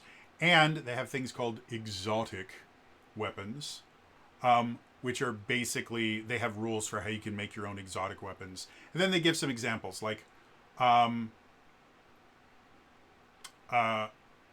a simple ranged weapon might be a light crossbow or heavy crossbow, martial ranged weapon, longbow, short bow, exotic weapons, stuff like that. So enough stuff in there to be able to create any and all weapons you would ever want. And you just have to classify them as something. Very, very open to homebrewing and reskinning and stuff like that. They talk about focuses, adventuring gear, all the stuff that you'd normally have in there. So, and then the final thing, they talk about mounts and vehicles. So, moving on. The next chapter, prestige paths. So, they don't call them Paragon paths, they call them prestige paths. It's Paragons. At level 11, you get to choose effectively a subclass. In here, they have 1, 2, 3, 4, 5, 6, 7, 8, 9, 10, 11, 12, 13, 14, 15, 16, 17, 18, 19. So there's 20 prestige paths that exist for, how many classes did we have? I'm going to remember again. For 1, 2, 3, 4, 5, 6, 7, 8, 9. So for 9 classes, there are 20 prestige paths. So it does give you a pretty wide amount of customizability. The way that a prestige path works is you add it on top of the stuff that you're already getting. Basically, it will give you some passive benefits. Normally, at least one of them that you get right at level 11 changes how using your action point works. If you're not familiar, action point is literally you can give yourself an additional standard action during your turn. Basically the same ability that I think it's called Action Surge in 5th edition for fighters. Everybody had that in 4th edition. It was massively cool. And you got more action points as you fought more encounters. Basically, every other encounter, you would get an additional action point. You could only use one per encounter. So, in general, every other encounter, you were expected to burn an action point to do something awesome. So, your prestige path is going to give you something additional that happens when you burn an action point. Like, for example, the Assassin prestige path. One of its class features is twice in the chest. Spend an action point to add your basic melee attack damage to your last hit with any one-handed melee weapon instead of taking an extra action. So instead of having to choose a new ability or anything, this basically lets you burn an action point to just instantly add in the damage as if you had hit with a basic melee attack. So yeah, and then it'll give you a couple powers. But your class, the disciplines for your class will still have new powers that you choose through the prestige tier. So it's not that the assassin completely, or your prestige path completely replaces your class, it augments it. Again, there's things like a bounty hunter, breath stealer, Elocator, uh, which is all about kind of teleportation, kind of, and moving between things. So yeah, some of them have prereqs, like the Pyromancer prestige path requires you to have at least one power with the fire tag in it. So you'll need to have something that has given you the ability to have a power that has the fire tag. If you do that, you have access to all of the Pyromancer prestige path. So, yeah. Without getting into too much detail, it's the same thing as how Paragon paths worked. Again, because they're not using the GSL, they just can't use that term. So they call it prestige paths, but it's the same basic thing. And having 20 is nice. I can't remember how many Paragon paths existed in the first PHB, but I believe every class had at least 2. And since there's 9 classes in 20, it kind of fits around there. So pretty nice. Yeah. And then after that, we have Epic Paths, which in 4th edition were Epic Destiny. There's quite a few less of them. There's 1, 2, 3, 4, 5, 6. So there's only 7 Epic Paths. There's a number of reasons for this. One, again, almost nobody ever played Epic tier content in 4th edition. It just wasn't a thing that happened very often. And second of all, by the time you've gotten to your Epic Path, you have your base class, any kit you might have added on to it, any feats that you've added on to it, and your prestige path all giving you bonuses and stuff. By the time you get to Epic, you are already a very customized character. So even having 2 characters with the same Epic path, they're still going to play massively differently.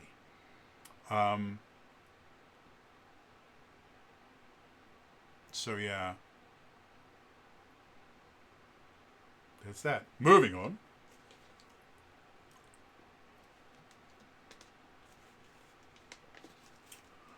I need another drink because I worked through my water bottle.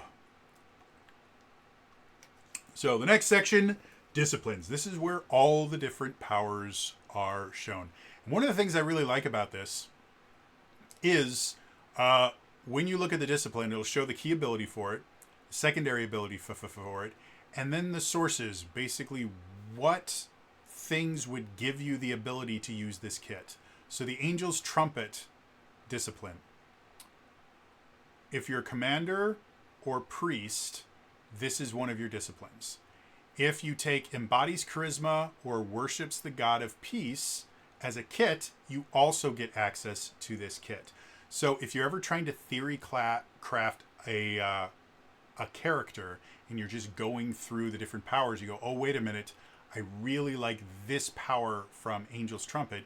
You can just go to the sources and go, okay, if I wanted to create a character that used this, I would just need to do one of these things.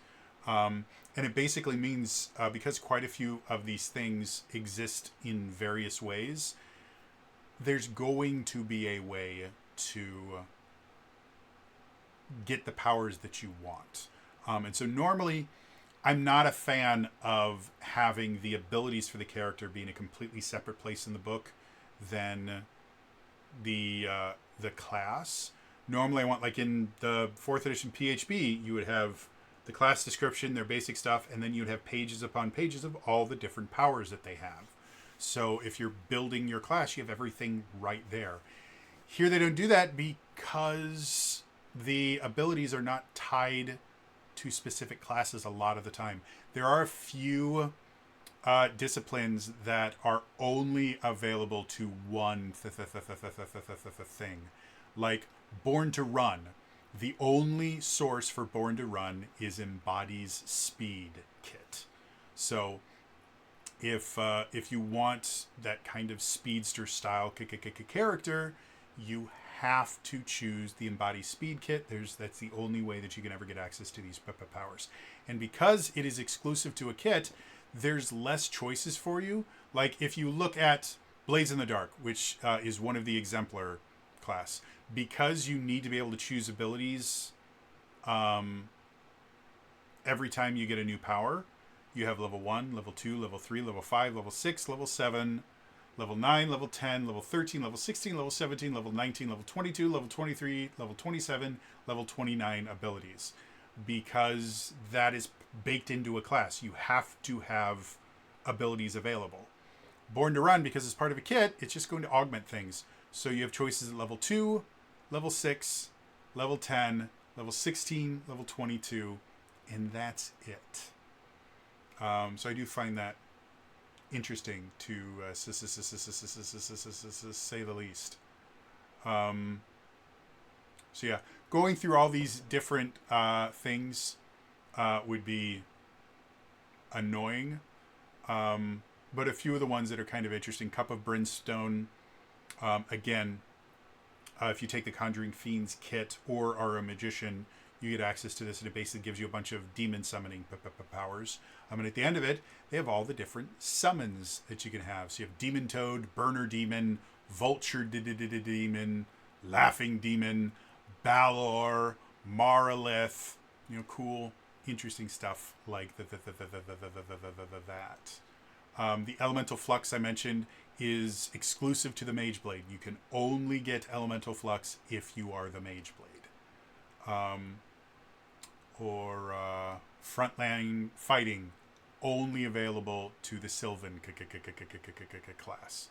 So if you want to use any of these abilities, which is very much monk-based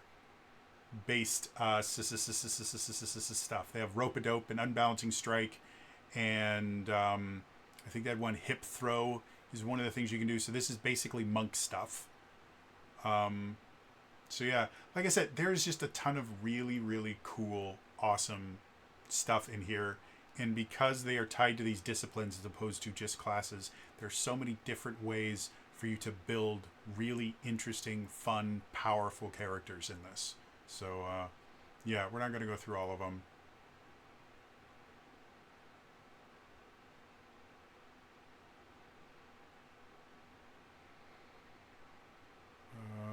Yeah, so moving on.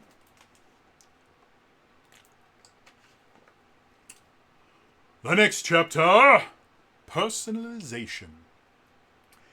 This is where it talks about all the kind of non-mechanical stuff. Talks about alignment. In 4th edition, they got rid of the alignment grid. Now they have an alignment kind of tower. You have lawful good, good, unaligned, evil, chaotic evil. I'm not as fond of the alignment tower versus the alignment grid, but I'm also not particularly fond of the alignment grid because most people kind of misunderstand it because they don't understand how quote-unquote evil characters work. So they have the 4th edition alignment, but they also have 9-point alignment. We have lawful good, neutral good, chaotic good. So they do have that one in here as well if you want it. That's not something, if you're using any of the Orcus stuff with 4th edition materials, they are never going to talk about neutral good or chaotic good. It's just good. There is no true neutral or neutral anything. It's just unaligned. And then there is no lawful evil or neutral evil. You have evil and chaotic evil. So, yeah. And then they have a section on the deities. This is the only lore that they really have in this entire book. But they are, if you don't have your own pantheon, this is a pretty simple pantheon to kind of put in there, especially if you have divine-based characters that have to devote themselves to a deity. Here is a generic pantheon for you. So, yeah. Moving on. The next chapter, Combat. It says all the stuff for combat. They have, it's basically, this is how 4th edition combat works. There are certain things that they changed the names on them or made them variant rules so that, again, they didn't have to use the GSL. So effectively, this is, I thought when I first introduced and first read through this, I thought this was they took the GSL and used stuff. No, this is an OGL version of 4th edition, which is even more impressive. But yeah, this is 4th edition combat. All the stuff you would expect in a 4th edition combat. They talk about movement and how that works. Forced movement, prone, flanking. Flanking is actually a big deal in 4th edition, whereas in 5th edition, it's a thing that you, like, I think it's an optional rule in a DMG, and it's not a very good one.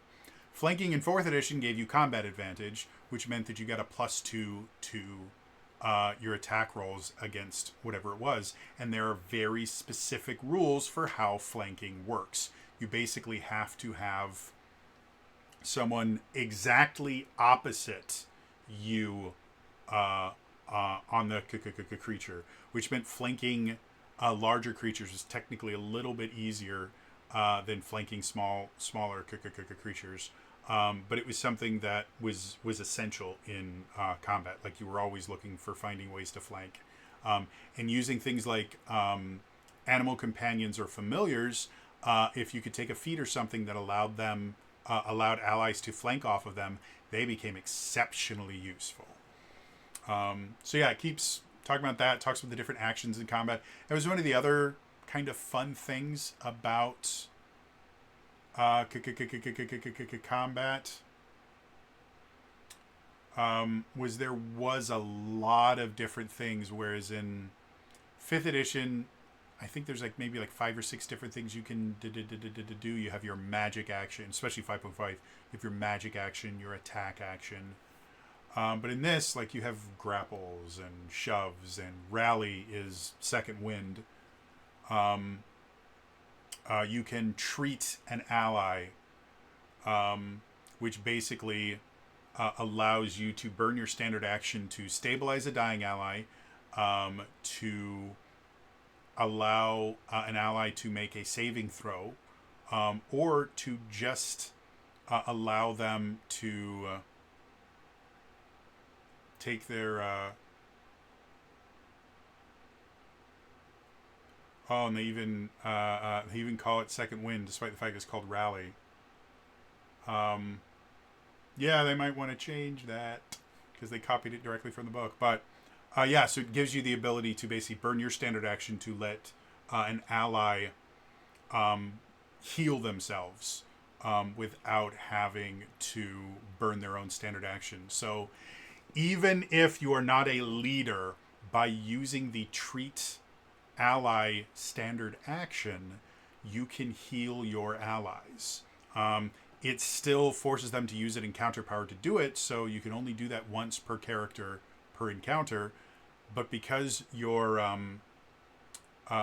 surge is, I think it's like 1/4 of your life, it's a substantial amount of health, so it's always going to be useful. So yeah. Then they talk about healing, temporary hit points, regeneration, stuff like that. The various conditions of which there are many. And after combat we have the adventuring section, which talks about things like companions, falling, vision, light, resting, all that fun stuff. And then we have the appendix and legal, and we are at the end. So, moving on to final thoughts. As I said from the beginning, I am in love with this. Now that I understand it even more after doing my in-depth review, this is an OGL version of 4th edition, which is massive. Again, one of the biggest problems with third-party content for 4th edition was the GSL. The 4th edition version of the OGL was so limiting and so impossible to make anything out of. Nobody really made third-party content for 4th edition, and it killed it. It absolutely ruined it. Now, technically there was quote-unquote third-party content that you got through Dragon Magazine, because people could submit things to Dragon Magazine and publish it there, but they weren't making any money off of that. Or I would assume they got paid through Dragon Magazine, but it wasn't like they were publishing their own stuff. They were giving stuff to Wizards of the Coast that they could publish in Dragon, and were getting reimbursed for it in some way, shape, or form. I don't know what the reimbursement was back then. So that was really the only quote-unquote third-party content was coming from Dragon Magazine, which was digital at that point and came free with a D&D Insider subscription. Yeah, like it was interesting, but this is literally an OGL version of 4th edition that anyone, as long as they follow the OGL 1.0 rules, which they have in the back here, can make third-party content. We finally have a way to make third-party content for 4th edition without having to use the GSL. And that is insane. The amount of time and energy that had to go into this product to basically... I mean, this is basically like a remake of 4th edition, like a video game remake, like the Final Fantasy VII Rebirth.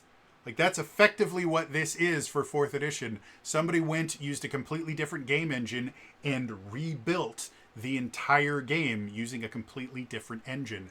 And the fact that they went through all of that trouble to make it just blows my mind. It's got all the stuff that I love from 4th edition without all the baggage from 4th edition. And because of that, I really want to see this do well. I want to see this become a big deal. Like this 100% could show us a resurgence of 4th edition stuff. And there's a lot of stuff in Orcus that they do better than 4th edition. I think the class system, despite the fact that there's only 9 classes right now, I think the class system and the kit system mean you can make significantly more interesting characters than you ever could in 4th edition. And 4th edition, you could make some really amazing, fun characters. And because all the numbers are effectively the same, anything you make in Orcus, you can use in a 4th edition, at a 4th edition table, and it's not going to feel completely broken, unless like your GM gave you the ability to add a kit plus all of your feats or something like that. Like that'll 100% make your character more powerful. In the same way, if you remember years ago, somebody, big Pathfinder fan, wanted to show me how Pathfinder was so much more customizable than D&D, and I said, no, it's not. It's just more complicated. They said, okay, well, let's both make monks, and I'll show you that my monks are significantly more customizable. And they immediately went, okay, well, I'm going to use an optional rule that allows me to add an archetype, which is basically a second class on top of this. And that's how they were able to be, well, I'm so much more customizable. I said, no, you're not more customizable. You're cheating. You guys have a rule that makes your characters significantly more powerful. If you want to do that, then I need this and this. And even with him using 2 classes instead of 1, I was still able to do absolutely everything that every one of his monks did, plus extra things that their monks couldn't do. Because again, Pathfinder is not more customizable, it's just more complicated. Which again, if that's what you like, that's not a bad thing. But stop trying to tell me that you can make characters in Pathfinder that you can't in D&D. It's never been a thing, ever. So yeah, same thing here. If you just add a free KKKK kit on, it's going to cause the same power issue where an Orcus character is going to be significantly more powerful than a base 4E character because they have an additional class that they get. But you can very easily fix that by just letting all the 4th edition classes take a kit as well. Which I have no idea how broken that would be for 4th edition, but it would be an interesting thing to see. But yeah, all the old 4th, like if I wanted to run Madness at Gardmore Abbey, I could use Orcus to do it, and the numbers would work. And that makes me very, very happy. I mentioned before, I am slowly collecting PDFs of all of the 4th edition books. I'm buying them off of Drive-Thru RPG or the DM's Guild, because they have everything published for 4th edition exists on there. I think almost everything exists on there, including all the dungeon magazines and dragon magazines. You can just get them there. It's super awesome. And so I'm trying to get to the point where the bare minimum I have all the source books of 4th edition, so that if I ever did want to run 4th edition anything, I can just do it, and I have access to everything, and that makes me very, very, very, very happy. And this just, it's like me getting more 4th edition. It makes me so happy. So, yeah. Interested to hear from you guys. Yeah, what do you guys think about this? I guess I should end this the way I normally do. That is we are going to end it for today. As always, if you missed any, as always, please remember to like the video, subscribe to the channel, hit the bell icon to turn notifications on. All those things are super, super important. In the comments down below, first of all, what do you think of OGL version of 4th edition? Are you happy? Are you confused? Let me know. And then, of the classes that I talked about, do you have a particular class that your first character, you would want to try that out? Or do you have a specific kit combination? Like, I want to be a mage blade that dabbles in commander, or something like that. Let me know in the comments down below. Otherwise, again, that is all for me today. I will see you guys next time. All right? Bye-bye.